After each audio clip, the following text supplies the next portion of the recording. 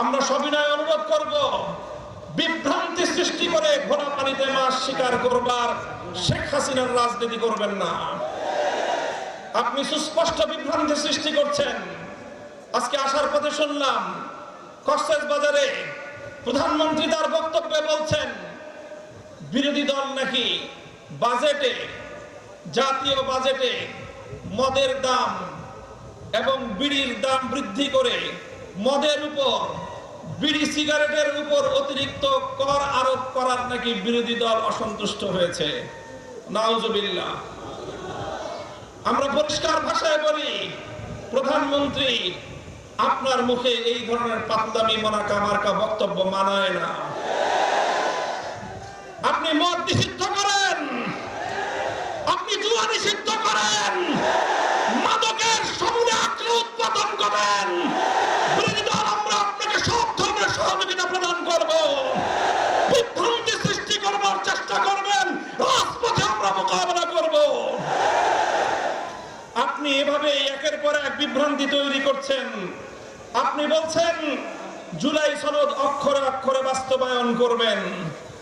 আপনি জুলাই সনদকে বাস্তবায়ন করবেন না।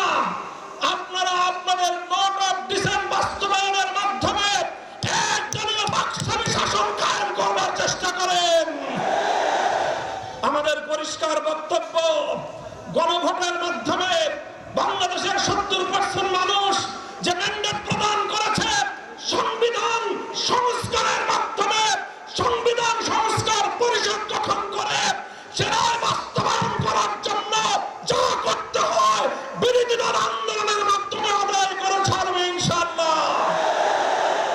সংগ্রামী সাথী ও বন্ধুগণ, আমার সর্বশেষ বক্তব্যের পয়েন্ট হলো, যে আধিপত্যবাদের বিরুদ্ধে, যে দিল্লির দাসত্ব এবং গোলামীর শৃঙ্খলকে ভেঙে 2024 সালের জুলাই যোদ্ধারা বাংলার মাটিতে নতুন স্বাধীনতার সূর্য ছিনিয়ে এনেছে, আজ বাংলাদেশের দুর্বল পররাষ্ট্রনীতির কারণে আবার সেই স্বাধীনতার সূর্য বাংলার আকাশ থেকে অস্তমিত যাওয়ার উপক্রম হয়েছে।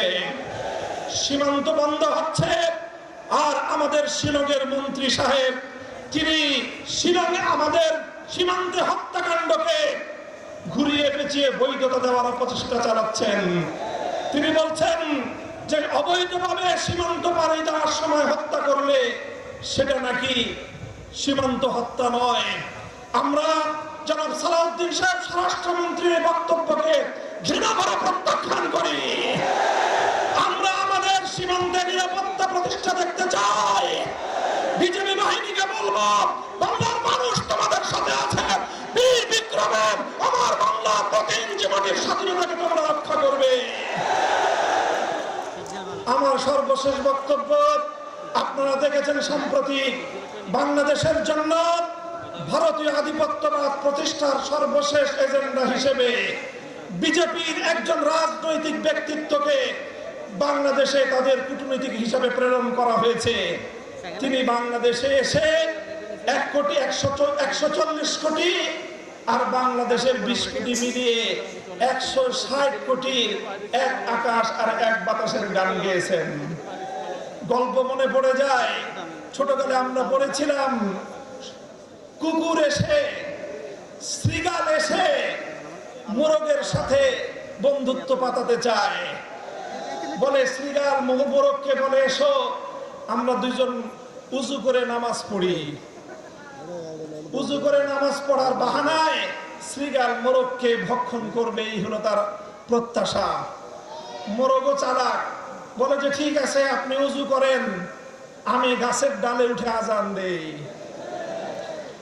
মোরগ যখন আজান দিয়েছে, মোরগের আজানের ডাক শুনে কুকুর আসতেছে।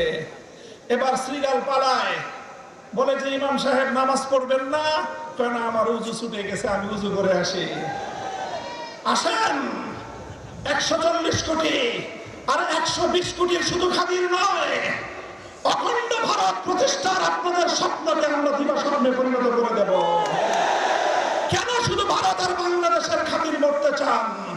আমরা বলতে চাই, সেই মুসলিম শাসন আমলের আফগানিস্তান থেকে শুরু করে পাকিস্তান সহ, কাশ্মীর সহ, স্বাধীন বাংলাদেশ সহ গোটা উপমহাদেশ জুড়ে যদি আমাদের বাংলাদেশের স্বাধীনতার উপর হস্তক্ষেপ করতে চান, যদি মুসলমানদের স্বার্থকে যদি আপনারা কিনে খাওয়ার চেষ্টা করেন, গোটা উপমহাদেশ জুড়ে মুসলিম জাগরণ হবে, ভারত ভেঙ্গে খান খান হয়ে যাবে।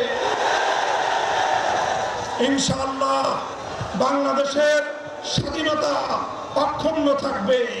বাংলাদেশের স্বাধীনতার উপর যদি, সার্বভৌমত্বের উপর যদি কোনো আঘাত আসতে চায়, সে হাত আমরা ভেঙে গুড়িয়ে দেব ইনশাআল্লাহ।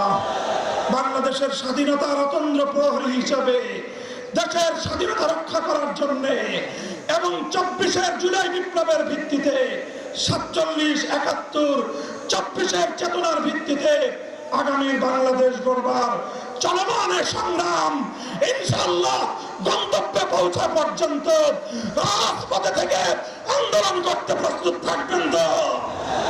নাসরুম মিনাল্লাহি ওয়া ফাতহুন করিব।